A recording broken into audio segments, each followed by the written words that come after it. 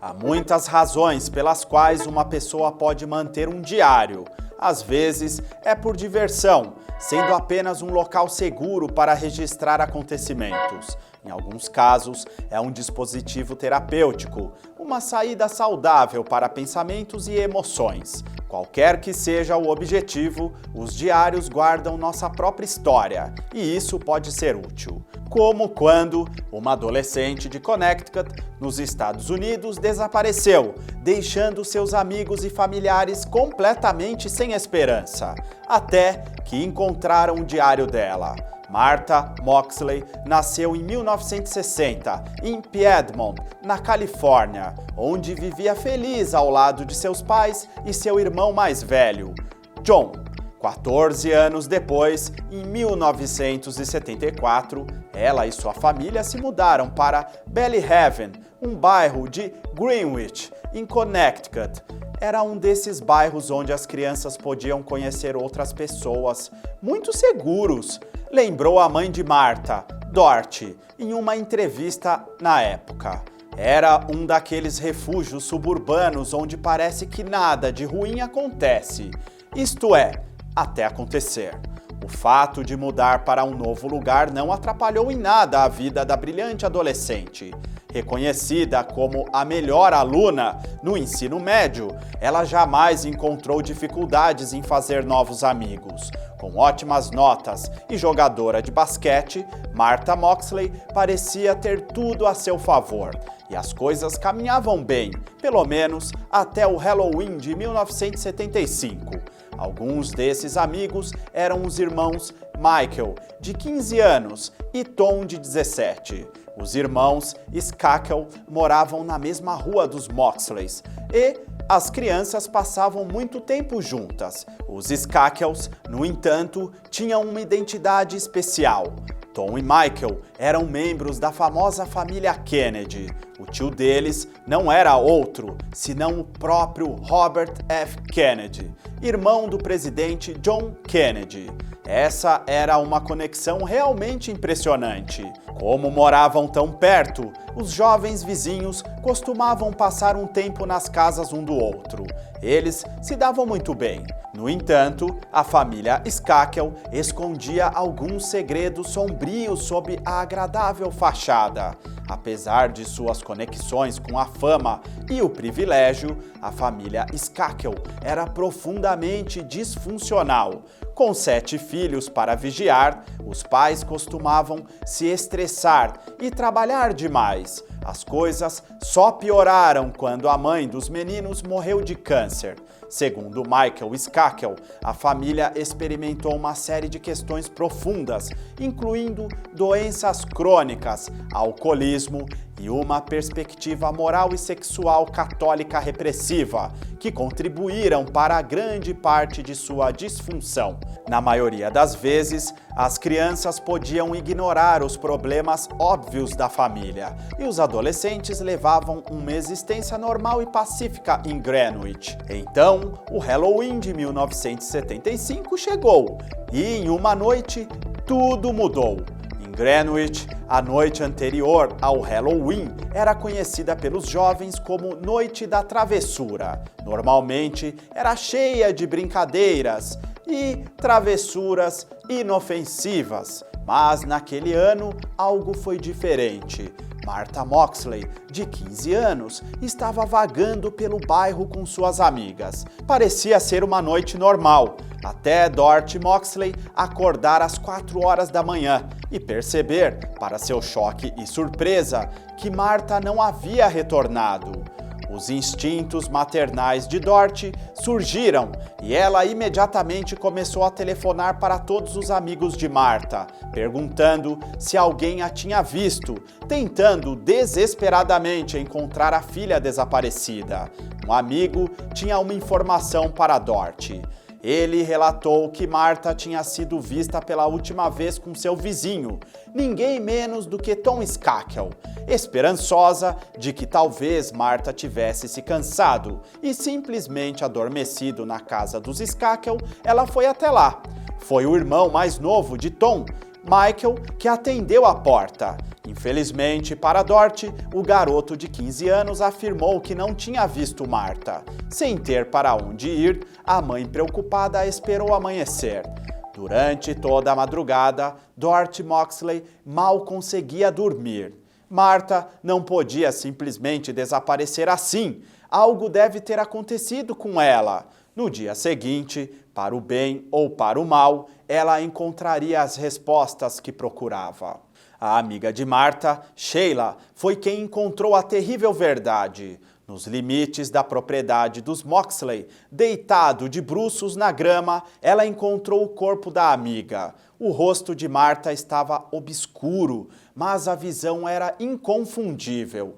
Tudo indicava que Martha tinha sido repentinamente atacada por um taco de golfe. O impacto dos golpes foi tão forte que ele se partiu em 3 partes. Moxley também foi esfaqueada no pescoço, com um dos fragmentos quebrados do taco. Os amigos e a família da garota ficaram absolutamente arrasados. Uma vida jovem foi tragicamente ceifada e de maneira tão brutal e violenta. Eles tinham que descobrir quem havia feito aquilo. Logo, os investigadores encontraram algumas pistas extremamente assustadoras. A evidência mais condenatória de todas foi encontrada na casa dos Skakel. As coisas não pareciam boas para esses parentes de Kennedy. Um taco de golfe, que correspondia ao encontrado ao lado do corpo de Martha, foi descoberto em sua sala de estar. Pior ainda, os mesmos fragmentos estavam ausentes daquele que estavam faltando na arma do crime. Outra peça crucial de evidência foi recuperado do diário de Martha.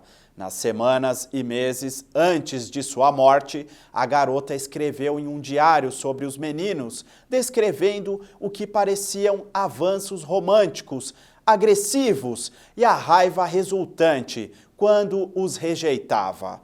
Querido diário, eu, Jack, Michael, Tom, Hope, Maureen e Andra saímos para dirigir o carro de Tom. Eu estava praticamente sentada no colo dele quando eu estava dirigindo. E então ele colocou a mão no meu joelho. Quando estava dirigindo novamente, Tom colocou o braço em volta de mim. Ele continuou fazendo coisas assim. Moxley também expressou frustração com Michael em seu diário.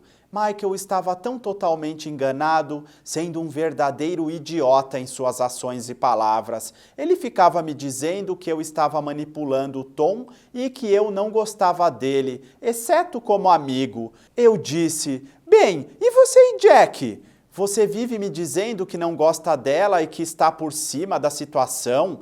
Ele não entende que as pessoas podem ser gentis sem machucar ninguém.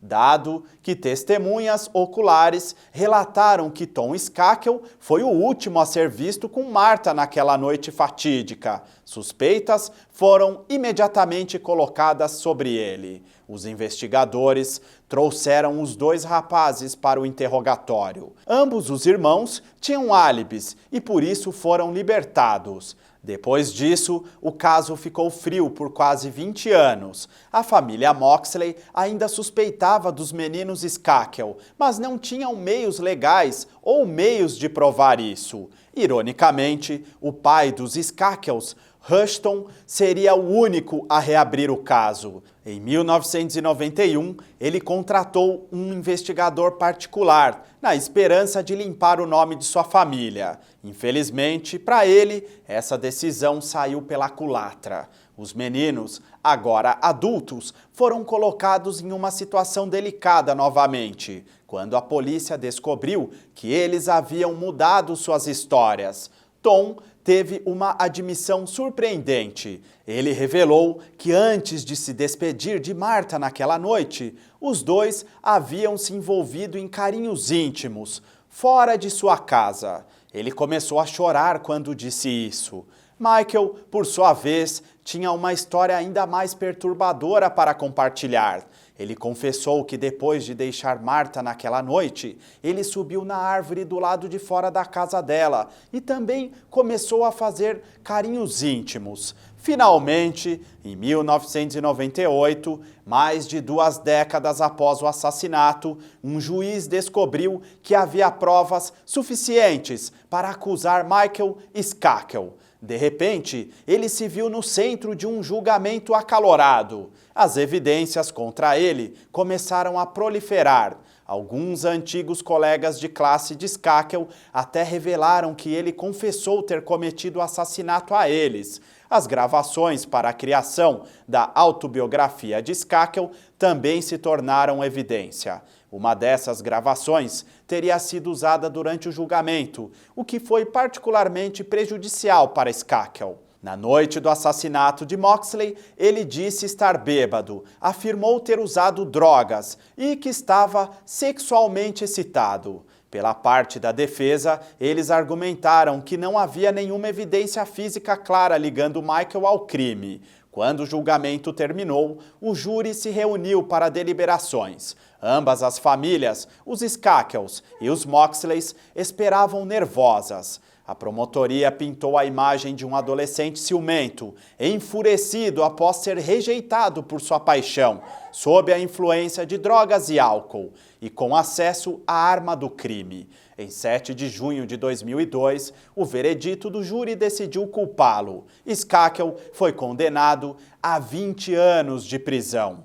Enquanto Skakel estava na prisão, seus advogados tentaram fazer com que sua condenação fosse anulada. 4 recursos foram interpostos, todos eles foram negados. Porém, em 23 de outubro de 2013, Skakel foi julgado novamente, com base na defesa do seu advogado Mickey Sherman, que forneceu a ele uma representação constitucionalmente deficiente. Como resultado, Skakel foi liberado sob fiança de $1.200.000 em 21 de novembro de 2013. Inevitavelmente, para um caso tão conhecido nos Estados Unidos, houve muita controvérsia em torno da libertação precoce de Skakel da prisão. As pessoas de ambos os lados não perderam tempo em divulgar suas opiniões. Inevitavelmente, alguns acreditam que Skakel é inocente, especialmente aqueles de sua família. O próprio Robert Kennedy escreveu um livro em 2016, no qual argumentava que Skakel era inocente e havia sido injustamente preso. Outros, no entanto, estão firmemente certos de que a decisão inicial de condenar Michael foi correta e ficaram indignados com sua libertação. Uma dessas pessoas não é outra, senão Dorothy Moxley. Ela está convencida de que a riqueza de Skakel e as conexões poderosas que ele possui são as razões pelas quais ele está livre hoje em dia. E você aí, o que tem a dizer sobre esse caso? As informações são de Boredom Therapy e Aventuras na História. Imagens de reprodução. Edição NC.